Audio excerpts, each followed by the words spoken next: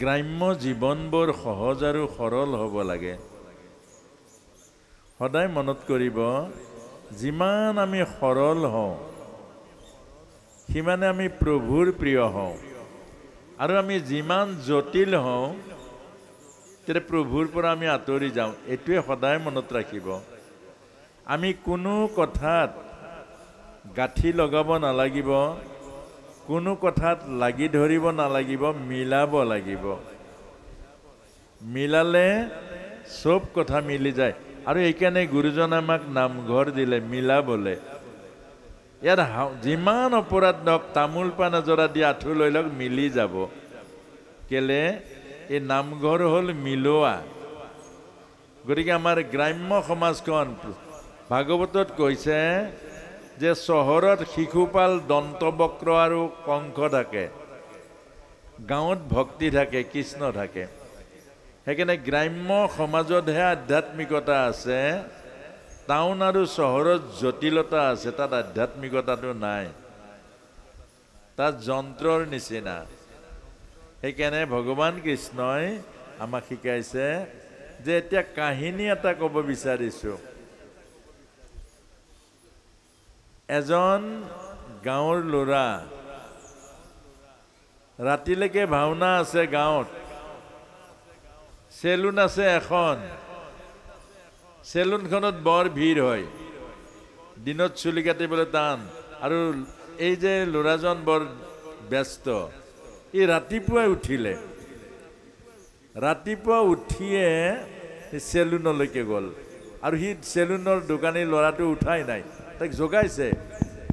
এইটো অকণমান কম হৈ আছে, এইটো বঢ়াই দিয়া কষ্ট হৈছে, এইটো বঢ়াই দিয়া অলপ, কি নহয় যে এই উঠ উঠ উঠ উঠ, কাষ্টমাৰ আহিছোঁ, কাষ্টমাৰ আহিছোঁ, উঠ। এই ইমান দেৰি সোনকালে আহিছোঁ, আমি এতিয়া শুব লাগে। বোলে নহয়, কাষ্টমাৰ আহিছোঁ, উঠ, পইচা ল'বি, পইচা। চেলুনৱালাটো উঠিলে, মুখত অকণমান পানী মাৰিলে, মৰাৰ পাছত কি হ'ল? বোলে চুলি কাট। অঁ হ'ব, এইটো চুলি কাটিলে, আৰু চুলি কাটিলে, চুলি কাটি প্ৰায় পোহৰ হোৱাই নাই, চুলি কাটিলে। তাৰপাছত পইচা দিলে, কিমান হ'ল পইচা? বোলে 45 টকা। এই ল, 50 টকীয়া নোট এখন দি দিলে, এইটো ল। সি 50 টকা নোটখন লৈ তাৰ গলাত পইচাটো থলে, 5 টকা নাই। 5 টকাটো ঘূৰাব লাগিব, 5 টকাটো নাই। এইফালে বিচাৰিছে, সেইফালে বিচাৰিছে, 5 টকা নাই। 5 টকা নাই নহয়, সেইটো মই নাজানো নহয়, মই 5 টকা পাব লাগে, পাব লাগে নালাগে? বোলে পাব লাগে, দে 5 টকা দে। বোলে 5 টকা খুচৰা নাই, সেইটো তোৰ সমস্যাহে, মোৰ নহয় নহয়, তই জানিবি কি কৰ পইচা, মোক 5 টকা দে। ওৱান খুচৰা নাই। আকৌ এইফালে বাহিৰলৈ গ'ল, কোনোবা দোকানী চোকানী পায় নেকি, দেখিলে চব বন্ধ, মানুহ উঠাই নাই। আকৌ ঘূৰি আহিলে, ভাই পইচা খুচৰা পইচা নাই নহয়। সেই কথাটো মই নাজানো, তোৰ সমস্যা মই ল'ব নোৱাৰোঁ। মোৰ সমস্যা হ'ল তোক 45 টকা দিব লাগে, মই তোক 50 টকা দিছোঁ, আৰু তই মোক 5 টকা ঘূৰাব লাগে। তই কি কৰ কৰ, মোক 5 টকা দে। ই কান্দি গৈছে, আৰে খুচৰা নাই নহয়, তই লাগিলে 50 টকাই লৈ যা, পাছত দিবি। এই নাপিতৰ তাত চুলি বাকীকৈ কাটে নেকি? এতিয়া এৰি নিদিয়ে নহয়, 5 টকা লাগেই। এতিয়া 5 টকাটো খুচৰা নাই, 5 টকাটো লাগে। এতিয়া এনেকুৱা অৱস্থালৈ গ'ল, হাত কচাইছে আৰু, দিয় নে নিদিয় পইচা, 5 টকা দিয় নে নিদিয়? আৰে খুচৰা নাই নহয়, সেইটো মই নাজানো নহয়, তই দিয় নে নিদিয়?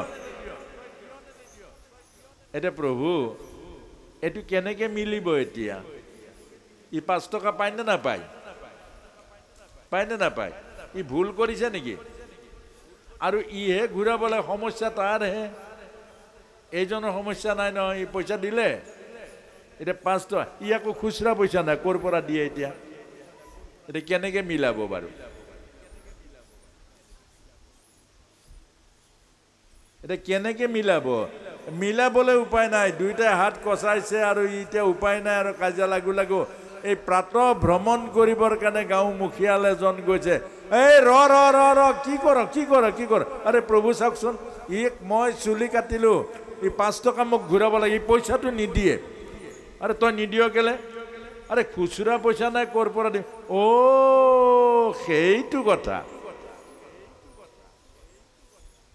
তই এটা কাম কৰ বোলে কি নাপিতটোক মাতিছে তই এফালে সি খালী হাতে আহিছে ৰ কেঁচিখন লৈ আন তাক ক'লে কেঁচিখন লৈ আন সি কেঁচিখন লৈ আন তাৰ 5 টকা চুলি কাট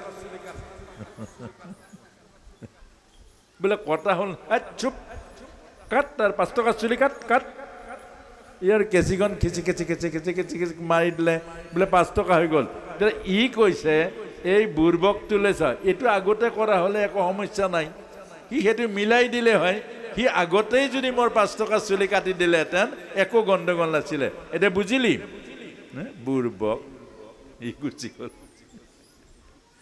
অৰ্থাৎ আমি গাঁৱলীয়া মানুহ সদায় মনত ৰাখিব গ্ৰাম্য সমাজখনে তেনেকুৱা বুজালে বুজি দে মিলালে মিলি পৰে আগত জটিল নাছিলে আজিকালি অলপ অলপ জটিল হ'ল কেলে গাঁওবোৰো টাউনীয়া হৈ গ'ল সেইকাৰণে টাউনীয়া নহ'ব গাঁৱলীয়া হৈ থাকক সুখ পাব শান্তি পাব টাউনত জটিলতা আছে মনত ৰাখিব যিমান টাউনীয়া হ'ব সিমান জটিল হৈ যাব আপোনাক সবে জানেনে টাউনত হোৱাৰ লগে লগে গেটৰ মুখত এখন সাইনবোৰ্ড থাকিব আন্ডাৰ মে কুত্তা হায়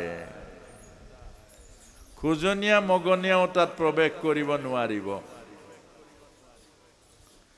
তাত প্ৰায় টাউনৰ ঘৰবোৰত ডাঙৰ ডাঙৰ ৱাল থাকিব আৰু ডাঙৰ ডাঙৰ গেট থাকিব আৰু তাত সাইনবোৰ্ড থাকিব ভিতৰত কুকুৰ আছে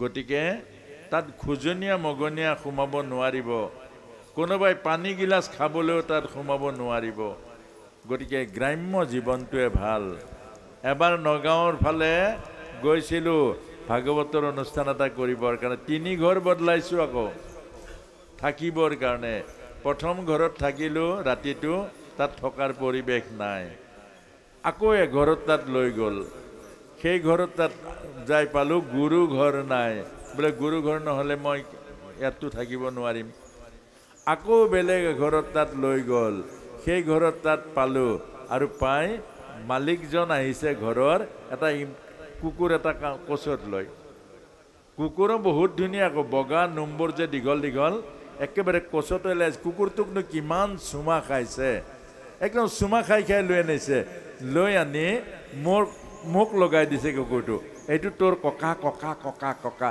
মই হেনো কুকুৰৰ ককাক ভাগৱতৰ বক্তা মাতি মোক কুকুৰৰ ককাক বনাই দিলে আৰু সেইদিনাহে মই বুজি পাইছো মই যে কুকুৰৰ ককাক আগতে বুজা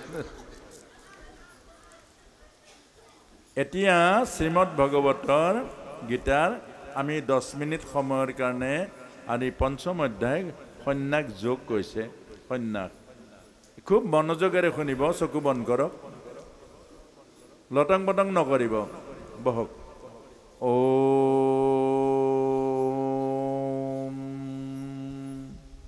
সন্ন্যাস বাকীসকলে সন্ন্যাস কৈছে ঘৰৰ পৰা ওলাই যোৱা আৰু গীতাই কৈছে ঘৰত থাকি সন্ন্যাসী হোৱা অৰ্থাৎ এই দেহত থাকিয়ে সন্ন্যাসী হোৱা লোভ মোহ কাম ক্ৰোধ নিয়ন্ত্ৰণ কৰা জীয়াই থাকিবৰ কাৰণে আহাৰ গ্ৰহণ কৰা পুত্ৰাৰ্থে ক্ৰিয়তে ভাৰ্যা সন্তান জন্ম দিবৰ কাৰণে মাত্ৰ ভাৰ্যাৰ লগত দৈহিক সম্পন্ন কৰা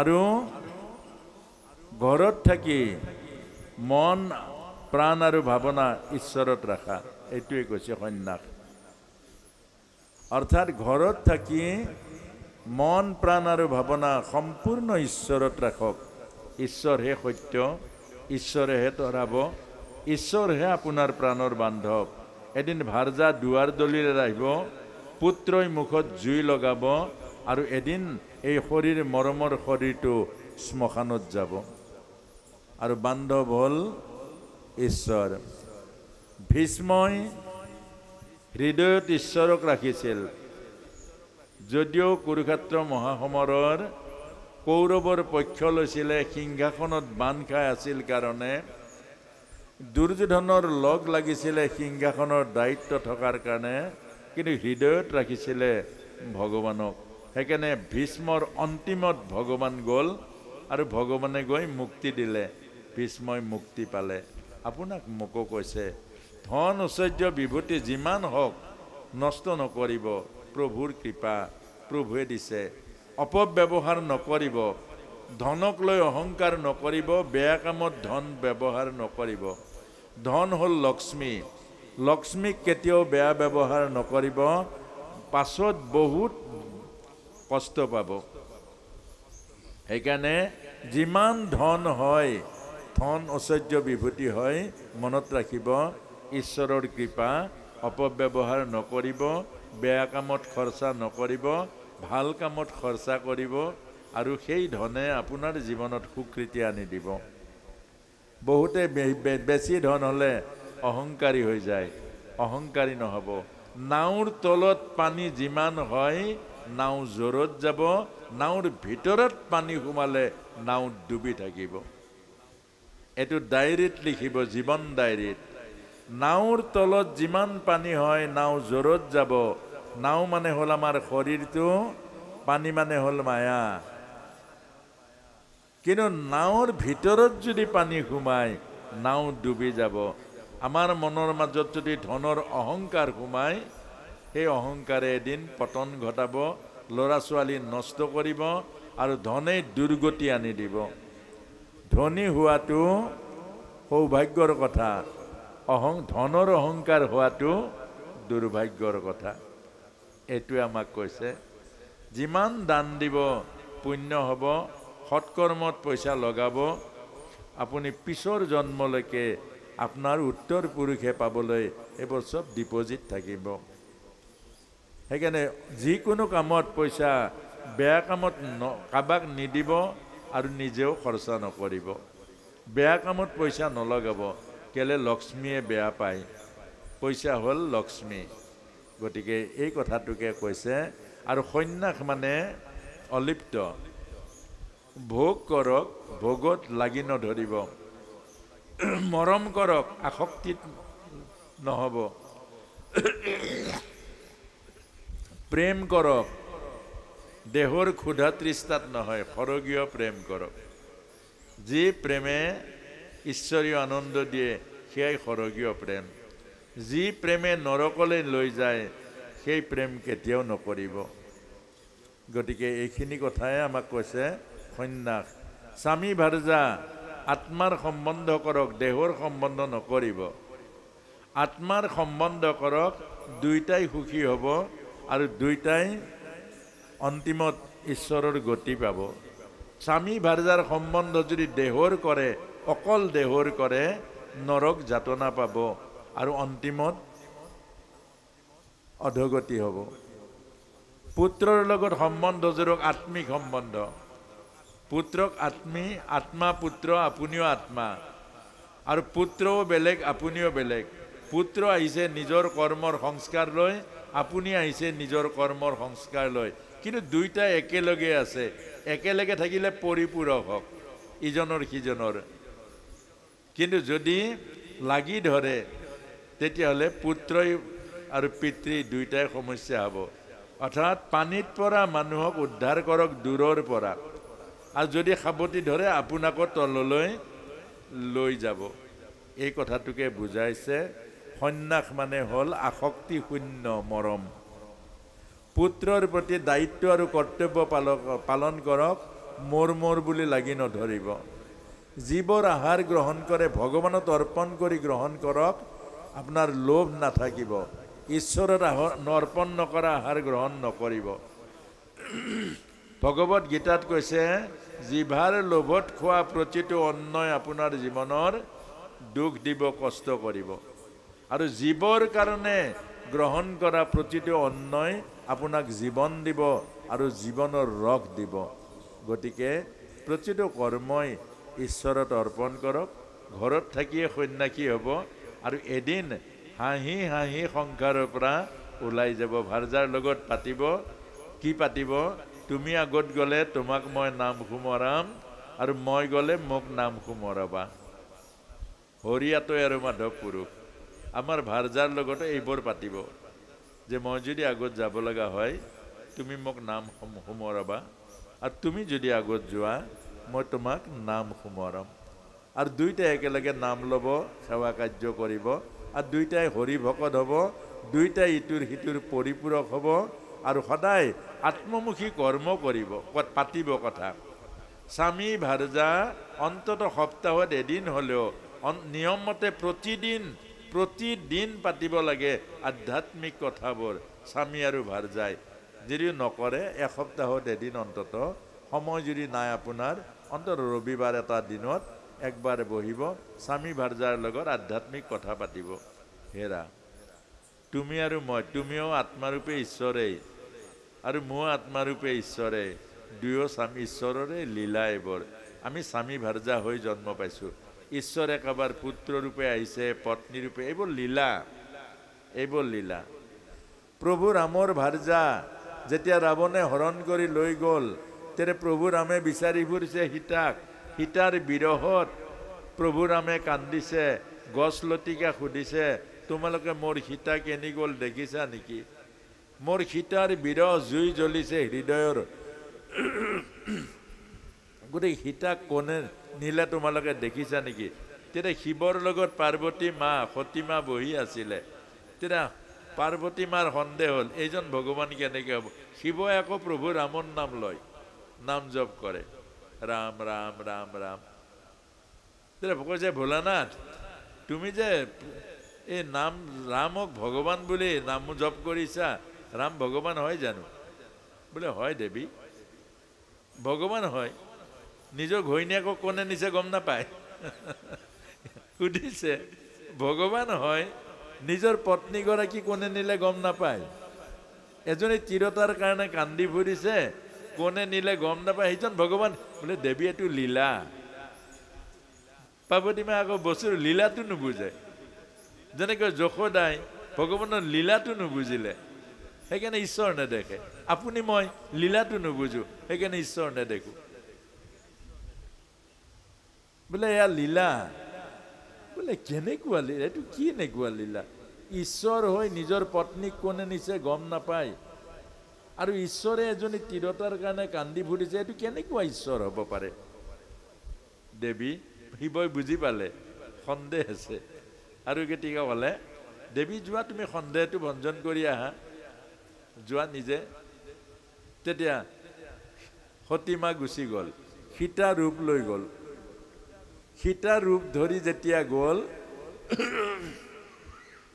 প্ৰভু ৰামে দেখিয়া ক'লে, মা ভোলানাথ ক'ত থাকিলে? প্ৰভু ৰামে ক'লে, মা ভোলানাথ ক'ত থাকিলে? সতীমাই লাজ পালে, একো মাত নামাতিলে, মাত নামাতি গুচি আহিলে। শিৱই সুধিলে, কি হ'ল? পৰীক্ষা কৰিলে জানো? মূৰটো জোকাই দিলে, তাৰমানে মিছা মাতিলে। এইকাৰণে দক্ষৰ যজ্ঞত এই সতী প্ৰাণ ত্যাগ কৰিব লাগে, এই দেহটো অপবিত্ৰ হৈ গ'ল স্বামীৰ আগত মিছা কথা কোৱাৰ কাৰণে। স্বামীৰ আগত যে মিছা কথা ক'লে, তাৰ কাৰণে এই প্ৰাণ দেহটো ত্যাগ কৰিব লাগল দক্ষৰ যজ্ঞত, দেহ অপবিত্ৰ হৈ গ'ল। এইকাৰণে আমাক বুজাইছে, এইবোৰ চব লীলা। আপোনাৰ ল'ৰাটো যে সেয়াই ঈশ্বৰ, আত্মা নহয় জানো? কি সেয়াই ঈশ্বৰ। আপোনাৰ পত্নীগৰাকী সেয়াই ঈশ্বৰ। ঈশ্বৰে পত্নী ৰূপে আহিছে আপোনাৰ ওচৰত, ঈশ্বৰে পুত্ৰ ৰূপে আপোনাৰ ঈশ্বৰত আহিছে, আৰু আপুনি সেই ঈশ্বৰ ভাৱনাৰে পালন কৰক। অৰ্থাৎ এই পত্নীকে আপুনি জগতজননী জগদম্বা ৰূপেৰে পালন কৰক। কেলে সেইজনী আপোনাক অন্ন দিয়া নাই জানো? সেই পত্নীয়ে অন্ন দিছে নাই? সেইজনী মা, অন্ন দিওঁতে মা বুলি ভাবক, তৃপ্তি পাব, আনন্দ পাব, সুখ পাব। যেতিয়া আপোনাৰ সন্তান জন্ম দিব, সেইজনী জগতজননী জগদম্বা নহয় জানো? জগতজননী জগত মাতাহে গোটেই জগত সৃষ্টি কৰিছে। আপুনি সেই ৰূপেৰে ভাবক, শ্ৰদ্ধা ভক্তি গদগদ হৈ যাব। আপোনাৰ যেতিয়া আপোনাক উপদেশবোৰ দিব, চুলিত আঙুলি বুলাই দিব যে স্বামী বেয়া কাম নকৰিব, আমি সুখতে আছোঁ, মোৰ ল'ৰা এটা আছে, ছোৱালী এজনী আছে, বেয়া কাম কেতিয়াও নকৰিব, ধৰ্মত চলিব, সেইজনী আপোনাৰ বন্ধু নহয় জানো? অতি মিত্ৰ নহয় জানো? উপদেশদাতা গুৰু নহয় জানো? এইবোৰ ভাৱনাৰে আমি স্বামী ভাৰ্যা পুত্ৰ কন্যা যেতিয়া আমি সম্বন্ধ জুৰিম তেতিয়া দেখিব জীয়াই থাকোঁতেও বৈকুণ্ঠত থাকিব আৰু মৰিলেও বৈকুণ্ঠ পাব। এইখিনিকে কৈছে সন্ন্যাস যোগ, ক'তো লাগি নধৰিব, কোনো কথাত নালাগিব। এবাৰ মাত্ৰ পত্নীয়ে আপোনাক কৈ দিলে আৰু আপুনি এৰিব নোৱাৰে। আপুনি কিমান কৈ আছে? আপুনি যে অকল দম দি থাকে, ধমকি মাৰি থাকে, হেৰা কি কাম কৰা হে, কি কাম কৰা। আৰু যি আই মাতৃসকলৰ স্বামীয়ে কয় কি কাম কৰা, এদিন আপোনাক হবে একো কাম নকৰিব। ৰাতিৰ বিচনা তেনেকেই থৈ দিব, চোৱা বাচন তাচন তেনেকেই থৈ দিব, ঝাৰু চাৰু নামাৰিব, ঘৰ দুৱাৰ কাপোৰ কানি তেনেকৈ থৈ দিব। আৰু স্বামী দেৱতা যেতিয়া আহিব, ৱা এইবোৰ কি বোলে, এইবোৰে কাম বুজাই দিব, বুজি পাব। এই কথাটোকে আমি কিমান কৈ থাকোঁ, কিন্তু এদিন যদি পত্নী কয়, সেইকাৰণে এজন সন্তৰ ওচৰত অৰ্থাৎ পত্নীয়ে কৈছে তুমি বহুত জানুৱাৰ দেই। আকৌ স্বামীয়ে কৈছে ৱাহ তুমি এই কথাটো কেনেকৈ বুজি পালা, তুমি এনেকুৱা কথাটো কেনেকৈ বুজি পালা। বোলে কি বুজি পালো, আপুনি জানুৱাৰ সেইটোৱেইতো বুজিছো, তুমি কেনেকৈ বুজি পালা। জান মোৰ তুমি জান, মই তোমাৰ বৰ, দুইটা জানুৱাৰ নহলো জানো। তুমি মোৰ জান, মই তোমাৰ বৰ, দুইটা মিলি জানুৱাৰ হৈ গলো। আৰু স্বামী ভাৰ্যা মনত ৰাখিব, হৃদয়ৰ আধা বাওঁফালটো পত্নী, সোঁফালটো পুৰুষ। স্বামী ভাৰ্যাই জানো মনত কষ্ট দিয়ে, কাজিয়া কৰে? স্বামী ভাৰ্যা এক তত্ত্বহে। এই কথাখিনি বুজাৰ লগে লগে সংসাৰ মধুৰ হ'ব।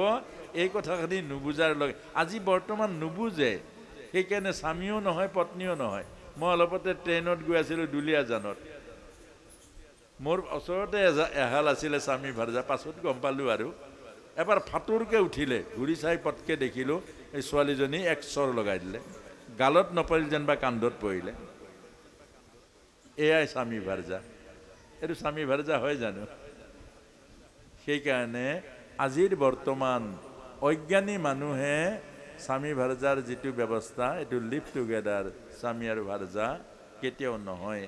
গতিকে আপোনাসৱক এই কথাটোৰ মাজেৰে কৈছোঁ, স্বামী আৰু ভাৰ্যা আধ্যাত্মিকভাৱে সম্বন্ধ কৰক, পিতা পুত্ৰৰ আধ্যাত্মিক সম্বন্ধ জোৰক, আমাৰ ঘৰ গৃহস্থীখন সৎসংগ বনাই লওক, আৰু এদিন সেই গৃহস্থী ঘৰতে আপুনি অন্তিম নিশ্বাস ত্যাগ কৰিব। প্ৰভু ভগৱন্তই কোৱা সেই স্থানলৈ যাব। ন তদ্ভাসতে সূৰ্য শশাংক নাপাবকাহ য়দ্গত্তা নিবৰ্তন্তে তদ্ধাম পৰমং মম। এই পৰম ধাম য'ত চন্দ্ৰ সূৰ্যৰ পোহৰৰ আৱশ্যকতা নাই, য'ত জন্ম মৃত্যু জৰা ব্যাধি নাই, সেই বৈকুণ্ঠ আপুনিও পাব, আমিও পাম। যদি